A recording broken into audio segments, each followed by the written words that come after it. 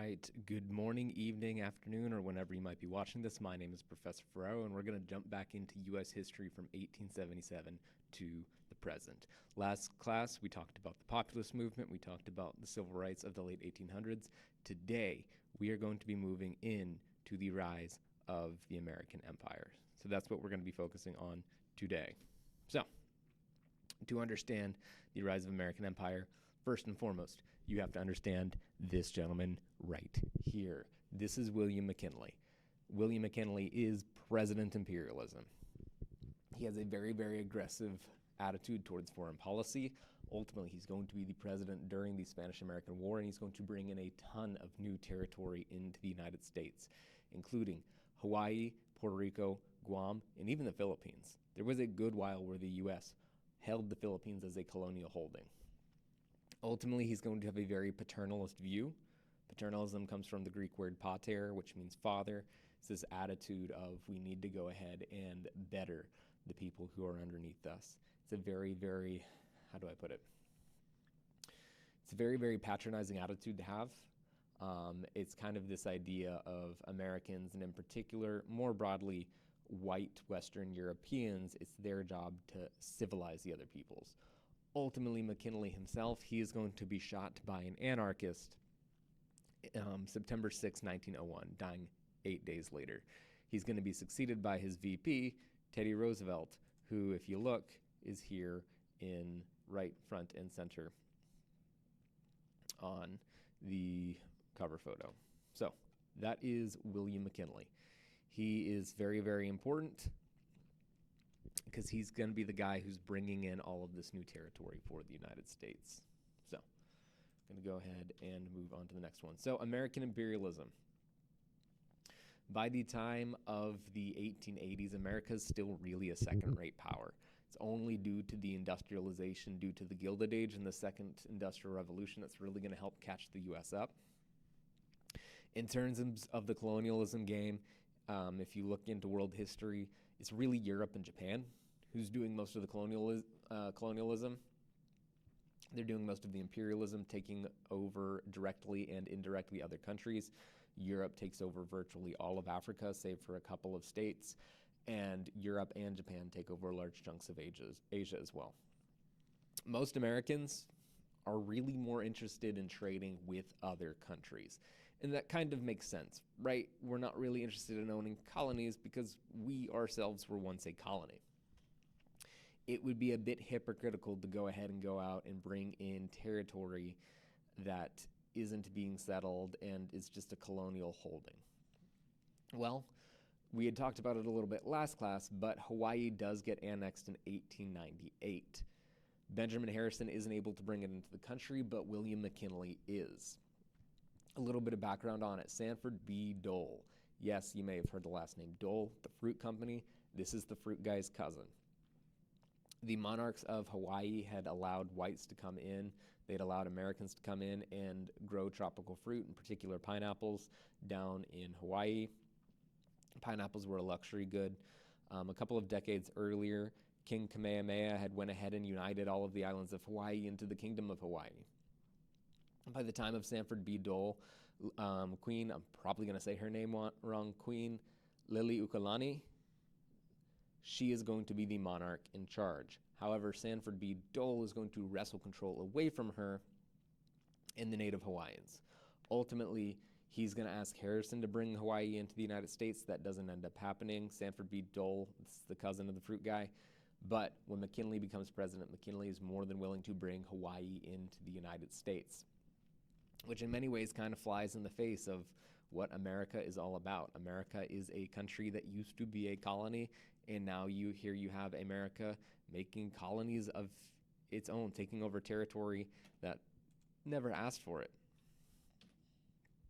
There is the Queen herself. She's going to be the last ruler of Hawaii before it's taken over by the United States. So this leads us to the Spanish-American War. The Spanish-American War is going to be triggered by a lot of Americans' desire for war with Spain. Their reason behind it is Spain is being very abusive towards the Cubans and the Filipinos. Cuba and the Philippines, they had been long-time Spanish colonies. Ultimately, though, a lot of people who want war, who are saying they want to, quote-unquote, help the Cubans and the Filipinos, really what they want is territory. Most Americans are opposed to going back to that idea of, hey, we were once a colony, would we be out here making colonies? A lot of Americans want war, and they get their justification for it with the sinking of the USS Maine. It's going to sink off of the coast of Havana, Cuba. It blows up, and it kills 260 soldiers on board. It's contested as to how it actually sunk. Historians today are even still uncertain about it. Some say that the broiler exploded. Others say that it hit a mine out in the ocean. Honestly, if Cuba had sunk the USS Maine, I personally wouldn't really blame them, because we were right off the coast of it's a warship right off the coast of the most major port in Cuba at the time. And what does the United States say? They say Spain sunk the Maine. Really, really catchy, easy way to remember it. Why does the Spanish-American War start? Because Spain sunk the Maine. Yellow journalism, it's a style of journalism that's meant to emphasize sensationalism. It's meant to get you to have an emotional reaction. Yellow journalism is going to be prevalent during this time, and it's going to stir up sympathy for the war effort. People are going to be crying, remember the USS Maine. So, we see that here with yellow journalism. You see all of these different headlines. Crisis is at hand. Spanish treachery. It's not even that they're the enemies. They straight up betrayed us. Battleship Maine blown up in harbor of Havana. Terrific explosion renders magnificent machine of war and brings death to hundreds of brave fellows upon her. This is a massive, wonderful machine that America produced, and all of the brave soldiers on board are dead. Destruction of the warship Maine was the work of an enemy. All of these are meant to get the American people to feel a certain way and to stir up sympathy for the war effort. Most of the war itself is actually not going to be fought. Actually, none of the war is going to be fought either in Spain or in America. All of it is going to be fought either in the Philippines or in Cuba. Teddy Roosevelt and the Rough Riders, that's that initial image that we saw at the beginning of the PowerPoint. They're actually going to predominantly be fighting in Cuba. In terms of a war, it's over in relatively short order. It really lasts only about 6 months. It's like February of 98 to the fall of 98. It's going to be fought, again, predominantly in the Caribbean and the Pacific, and the U.S. is going to gain a lot of territory from this. They're going to gain Guam and Puerto Rico, which are still U.S. territories to this day, and the Philippines, the largest territorial holding the U.S. is ever going to have. Ultimately, following this war, though, there's going to be a far bloodier war dealing with Filipino rebels. Ultimately, the U.S. had kind of promised the Philippines, hey, we're going to get your independence from Spain. Whenever they get their independence from Spain, the Filipinos are like, yes, thank you so much for helping us win our independence. But the U.S. is going to respond with that. I wouldn't say this is freedom so much as under new management. So the Filipinos are going to be angry, they're going to be pissed, and they are going to fight the Americans for the basically 10 years following that, and really up until they get their independence post-World War II.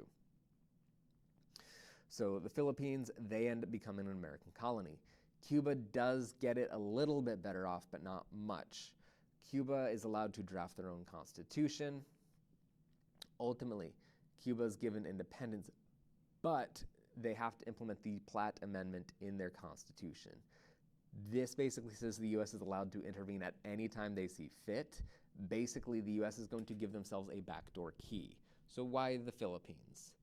The justification that the U.S. government is going to give is that we need to train them in the ways of democracy. That's the overall understanding. That goes back to that paternalist ethos. Many are going to argue owning U.S. colonies goes against the ideas of the American Revolution. We ourselves were a series of colonies who went ahead, fought for our freedom, and established a country. Colonies are inherently undemocratic, and it goes against American ideals of democracy. Those in favor of American imperialism, again, they're going to argue that the Filipinos, they need to be civilized. They need to be instructed in the ways of democracy before they're given their freedom. The famous imperialist poet Rudyard Kipling, he's a Brit, he's going to say that it's America's duty to take the Philippines on. You have a combination of paternalism and white man's burden. Again, these are the ideas that it's ultimately our job, and when I say our, white Western Europeans' jobs, to go ahead and civilize the rest of the world. In reality, though, the main reason they want the Philippines is because they want trade with China. So, you can see here, this is a great picture exemplifying the white man's burden / paternalism. Here you see William McKinley. I encourage you to pause the video to break it down for yourself. But William McKinley has a Filipino child in his arms. He's washing him. If you look, the brush says education. Let me go ahead and see if I can't zoom in on it. If you look here, you can see that the brush says education. Going down a little bit, you see that what the child is being washed with is civilization. So, zooming back out, the child's being washed in civilization. The child's obviously rambunctious. He's not down for it. William McKinley himself, he's not bringing the child to him. He's meeting the child where the child is. He's away from the Capitol building. He's out in the woods. He's trying to clean this child, wash it through education and into civilization. Looking over on the left side of the picture, you're going to see too Cuba and Puerto Rico as well. They're also involved in this. And it says, the Filipinos' first bath, McKinley, oh, you dirty boy. It's an image of baptism. It's evoking that idea of being washed clean, of barbarism being made pure. Ultimately, this would be a very positive depiction of the white man's burden and American imperialism.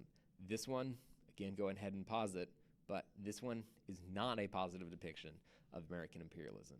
You have Uncle Sam over there on the left, and he is offering the Filipinos two options, basically saying, as the subtitle says, it's their choice. They do have two real options. The option on the one side is do this through education. Do this peacefully. The other option is do this by force. Ultimately, it's showing the Filipinos don't really have an option one way or the other on whether or not they want to be a part of this American experiment in the Philippines, but they just only have a choice in how it's done. And I think this cartoon really captures, first and foremost, just what the purpose of the Philippines is. The Philippines is really just a stepping stone to trade with China. China is ridiculously geographically close to the Philippines. You can see it back here on this slide. If you look over on the left-hand side, the Philippines is just a stone's throw away from China. America wants to trade with Chinese markets. This really isn't even just an American thing. It's really been a thing throughout all of world history. Western European powers, and the U.S. is a byproduct of those powers, want to trade with China. Everybody wants to trade with China.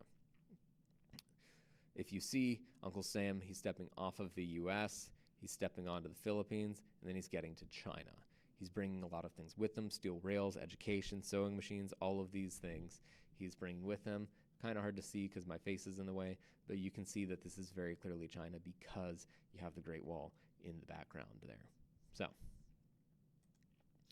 moving on to the next slide, you can see the American Empire and what it's looking like after the Spanish-American War. I'm going to go ahead and zoom in real quick, but you can see Hawaii's in there, Midway, Wake Island, Guam, Puerto Rico, and the Philippines. All of these are going to be U.S. territory, along with Alaska. Alaska was purchased back in before 1877. So, and that's going to leave us off with the open door policy. This is the last big bit of American imperialism we're going to cover today before we move into the 1900s. Ultimately, the open door policy revolves around China again. European powers are pretty ready to colonize China, to carve up bits and pieces of it. The Chinese dynasty at the time had been waning in power. European nations had been growing. And the U.S. is basically going to step in and say, nobody is allowed to take over China. This is known as the open door policy, and it's enacted by the U.S. in 1899. You can see Uncle Sam here. Uncle Sam, literally his initials, U.S., standing over the European powers who are ready to cut up and carve up China. But he is not going to allow it. He is going to stop them. The open door policy is going to be enacted, and it's going to state that all countries should have equal access to trade with China. And really, this is a philosophy that the U.S. continues to adopt to this day. The reason that you can get a cheap thing off of Amazon or Temu or Shein, and it can be at your doorstep 2 to 3 days later, is because the U.S. makes sure freedom of the seas is a thing. The U.S. has always encouraged free trade. Obviously, there are instances where the U.S. was less free trade than others, but this is a very, very American ideal of trading with the rest of the world. So that is going to do it for today on the lesson of American imperialism. If you are in one of my courses, please be sure to take a note of whatever questions you might have, write them down. I'll go ahead and address it in the class. If you are not in one of my classes and you're just watching this for fun, thank you for supporting me. I'd appreciate it if you go ahead and you leave a like on this video. And if you have any questions, please go ahead and leave them in the comments. Take care and have a blessed day. Bye-bye.